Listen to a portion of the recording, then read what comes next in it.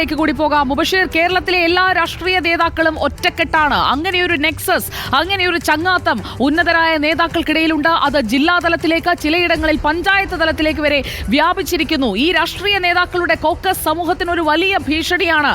അവരെ ബാധിക്കുന്ന വിഷയങ്ങൾ രാത്രിയിൽ ഒന്നിച്ചിരുന്ന് ചർച്ച ചെയ്യുന്നവരാണ് അവർ എന്ന് പറഞ്ഞുകൊണ്ട് സമൂഹത്തിന് മുന്നിൽ നേതാക്കളെ, അവരുടെ തനി നിറം ഇതൊക്കെ തുറന്നു കാട്ടുകയല്ലേ പി വി അൻവർ?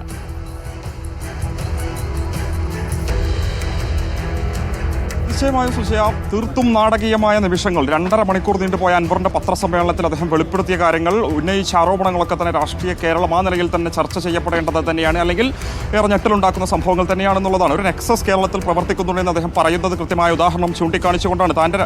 തന്റെ രാഷ്ട്രീയ മാറ്റത്തെക്കുറിച്ച് മലപ്പുറം ജില്ലയിലെ നിലമ്പൂരിലെ മുസ്ലിം ലീഗിന്റെ നിയോജക മണ്ഡലം പ്രസിഡന്റ് തന്നെ സ്വാഗതം ചെയ്തുകൊണ്ട് ഒരു ഫേസ്ബുക്ക് പോസ്റ്റ് ഇട്ടപ്പോൾ തന്നെ നിമിഷങ്ങൾക്കുള്ളിൽ അത് ഡിലീറ്റ് ചെയ്യിപ്പിക്കാൻ മുസ്ലിം ലീഗിന്റെ ഉന്നത നേതാക്കൾ ഇടപെടുന്നു. അൻവറിനെ ഒരു തരത്തിലും പാർട്ടിയിലേക്ക് സ്വാഗതം ചെയ്തിട്ടില്ലെന്ന് പറയുന്നു. ഒരു ഭാഗത്ത് കോൺഗ്രസ് തന്നെ സ്വീകരിക്കാൻ തയ്യാറായി നിന്നപ്പോൾ അവിടെ മുതിർന്ന നേതാവായ എം ഹസൻ വന്ന് തള്ളിപ്പറയുന്നു. അത്തരത്തിൽ കേരളത്തിൽ ഇവിടെയുള്ള മുഖ്യധാര രാഷ്ട്രീയ പാർട്ടികളിലെ നേതാക്കളൊക്കെ തന്നെ പരസ്പരം കമ്മ്യൂണിക്കേറ്റ് ചെയ്യുന്ന, പരസ്പര ധാരണയോടുകൂടി പ്രവർത്തിക്കുന്ന നേതാക്കളാണ്, രാഷ്ട്രീയ പാർട്ടികളാണ് എന്നുള്ളതാണ് അൻവർ ചൂണ്ടിക്കാണിക്കുന്നത്. ഈ ഒരു ധാരണയിൽ കേരളം മുന്നോട്ട് പോകുമ്പോൾ ഒരു തരത്തിലുള്ള വിഷയങ്ങളും ഇവിടെ പരിഹരിക്കപ്പെടില്ല.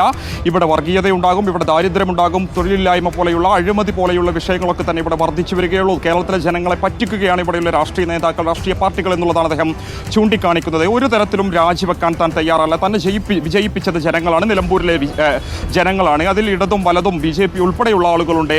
അതുകൊണ്ട് തന്നെ ഒരു പാർട്ടിക്കും അടിയറ വെച്ചുകൊണ്ട് താൻ രാജി സമർപ്പിക്കില്ല എന്നുള്ളതാണ് പി വി അൻവർ ചൂണ്ടിക്കാണിക്കുന്നത്. ഒരുപക്ഷെ അൻവറിന്റെ രാഷ്ട്രീയ ചരിത്രത്തിൽ ഏറ്റവും നാടകീയമായ സംഭവങ്ങൾക്കാണ് ഇന്ന് മലപ്പുറം TB ഹാള് വേദി വഹിച്ചത് എന്നുള്ളതാണ്. അദ്ദേഹത്തിന്റെ രാഷ്ട്രീയ പ്രവേശനത്തെക്കുറിച്ചൊക്കെ നമ്മൾ ചർച്ച ചെയ്യുമ്പോൾ മലപ്പുറം ജില്ലയിലെ MES കോളേജിലെ KSU ചെയർമാനായിട്ടായിരുന്നു അദ്ദേഹം രാഷ്ട്രീയ രംഗത്തേക്ക് കടന്നു വരുന്നത്. 2 തവണ നിലമ്പൂരിൽ തുടർച്ചയായി മത്സരിച്ച് വിജയിച്ച് ആര്യാടൻ ഷൗക്കത്തിന്റെ കുത്തക മണ്ഡലമായിരുന്നു, കോൺഗ്രസിന്റെ കുത്തക മണ്ഡലത്തിൽ നിന്നും മണ്ഡലം പിടിച്ചെടുത്തുകൊണ്ടായിരുന്നു PV അൻവർ MLA പൊതുരാഷ്ട്രീയ രംഗത്തേക്ക് എത്തുന്നു. പിന്നീട് നമ്മൾ കണ്ടത് സാമൂഹ്യ മാധ്യമങ്ങൾ ഉൾപ്പെടെ CPMന്റെ കടന്നൽ രാജ എന്ന രീതിയിൽ അറിയപ്പെട്ടിരുന്ന, അല്ലെങ്കിൽ യുവാക്കളുടെയൊക്കെ തന്നെ വലിയ പിന്തുണ PV അൻവറിന് ഉണ്ടായിരുന്നു എന്നുള്ളതാണ്. ആ ഒരു പിന്തുണ തനിക്ക് ഇനിയും ഉണ്ടാകും എന്നുള്ളത് തന്നെയാണ് അൻവർ ചേർത്ത് പറയുന്നത്. പാർട്ടിയിലെ പല ഉന്നത നേതാക്കളുടെയും പിന്തുണ തനിക്കുണ്ടെന്നും അൻവർ പറഞ്ഞു വെക്കുന്നു. ആ ഒരു നേതാക്കളുടെ പേരൊന്നും തന്നെ വ്യക്തമാക്കാൻ അദ്ദേഹം തയ്യാറായിട്ടില്ല എന്നുള്ളതാണ്. സ്വാഭാവികമായ ഒരു നേതാക്കളുടെ പേര് പുറത്തു വന്നാൽ അത് വലിയ രീതിയിൽ ചർച്ചയാകും എന്നുള്ളത് തന്നെയാണ്. ഇക്കാര്യത്തിൽ ഈ നേതാക്കൾക്കൊക്കെ തന്നെ പിണറായി വിജയന്റെ നേതൃത്വത്തിലുള്ള പാർട്ടിയിൽ